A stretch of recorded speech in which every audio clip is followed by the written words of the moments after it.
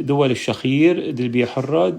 دواء الشخير يعني هلا أسباب الشخير، ما في دواء خاص للشخير، بس أسباب الشخير ممكن طبعا إذا واحد عمل متعب إرهاق شديد، بيجي تعبان، بصير ارتخاء بعضلات البلعوم الأنفي وبصير شخير. والشخير عبارة عن تضيق جزئي بالبلعوم الأنفي، بيصير بيطلع صوت لأنه الهواء بيمرق بطريق شوي ضيق. يعني إذا التعب الإرهاق بيخلي واحد ينام وترتخي عضلات الفك، عضلات البلعوم الأنفي، تسبب له شخير.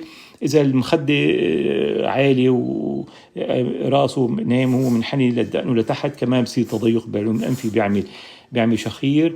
بده تغيير وضعية النوم، المخدة، أو ينام على طرف. إذا كان عنده ضخامة لوز أو زوائد لحمية كمان بتسبب شخير. هاي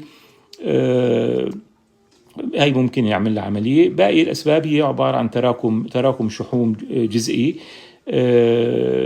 ما يوصل لمرحلة انقطاع التنفس. في ناس انهم شخير وبعدين بوقف التنفس، هذا انقطاع تنفس.